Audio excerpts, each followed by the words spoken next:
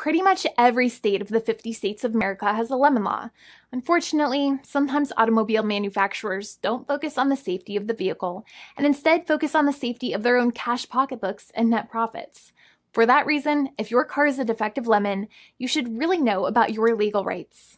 So in the following, I am going to tell you all about what you can get or win when you win a lemon law case. Some automobile manufacturers make a lot of money and are rich, and a lot of people hate the dealerships for taking their money and giving them a hunk of junk, the runaround, and a bunch of lies. But sadly enough, the lemon law is not designed to make you rich, and it is not intended to make you wealthy. Instead, the law is designed in a way that is supposed to put you in the position that you would have been if the vehicle had not been defective. It is supposed to make you whole.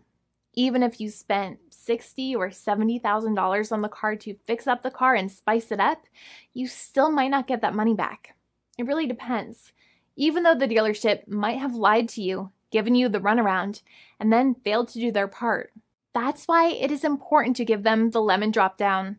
By winning lemon law cases, consumers are really making the road a safer place for all drivers and pedestrians by making automobile manufacturers care more about consumer safety.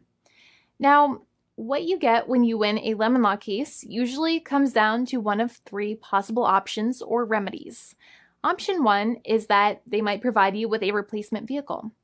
Option 2 is that they might offer you a refund or what is called a lemon law buyback. Options 3, I will discuss option 3 a little later on in this video, and it is an important option you should know about as well with some real lemon juice.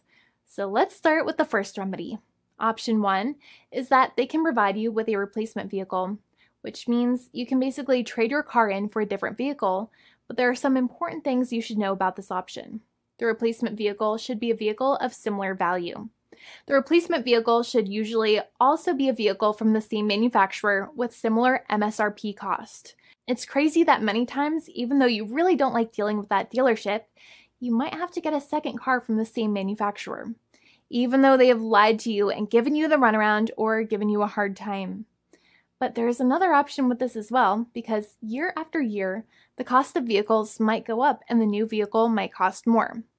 That price jump can make it difficult to get a car with the same MSRP price. Even though your car was a lemon, you might still have to pay that extra cost for the new and now more expensive vehicle. Thankfully, there is option 2, which allows you to get a refund through a lemon law buyback. But one of the problems with a buyback is that sometimes you might have to have a trade-in vehicle, and you might have still been required to pay more money on that trade-in vehicle. And when you got your new car, the dealership might have rolled over the amount you still were supposed to pay on your previous vehicle into the calculation of your new vehicle. In other words, you might have been upside down on the finances of your new vehicle. So sometimes you need to pay for that difference in order to get out of the car. And a lot of people find it extremely weird that they have to pay money in order to get out of the defective vehicle. But many times that's how it works. Now, in a lemon law buyback, if you get a lemon law buyback, you usually get back what you paid. You may have bought the vehicle in a one lump sum all at once, or you more than likely had a finance or lease plan. What you usually get back is the money that you actually paid. Your hard-earned money that actually left your pocket and went straight into the pockets of the manufacturers. So think about it for a second and try to calculate about how much you paid. Think about the down payment and also add up all of the monthly payments that you have made for your car so far.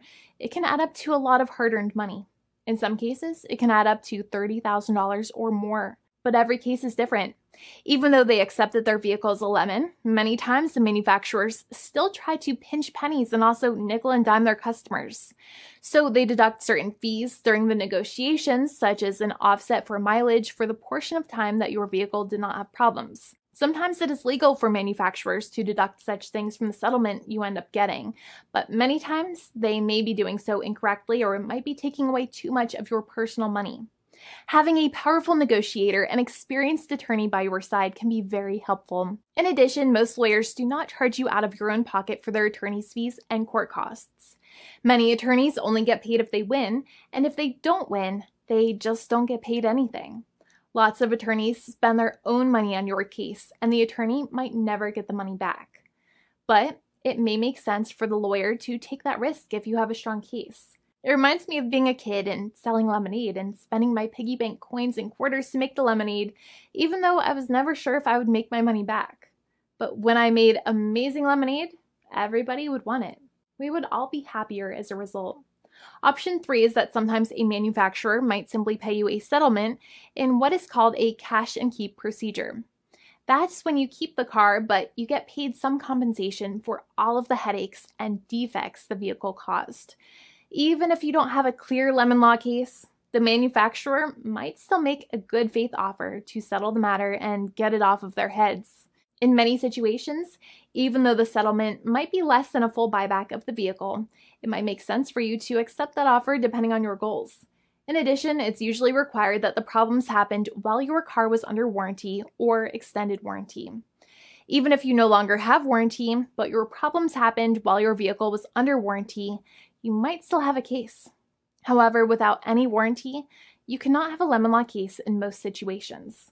However, you might still have some legal protections such as breach of contract, auto fraud, or something else. The founding attorney of the law firm, Jimmy and I, would love to speak to you. The consultation is completely free, and the team of lawyers can speak to you and review any documents you have for the vehicle, such as your vehicle purchase agreement and repair invoices. Call now for a completely complimentary and fully free consultation with an experienced lawyer. It's free to call 1-800-400-5050 day or night, 7 days a week, or visit us at www.californialaw.com. Lawyers are waiting to speak to you and encourage you to call. This video is not legal advice. I am not an attorney. I'm a paid spokesperson. Attorney Jimmy Hanai is a lawyer in the state of California and handles California lemon law cases. There are no guarantees. This legal advertisement is by lawyer Jimmy Hanai of CaliforniaLaw.com.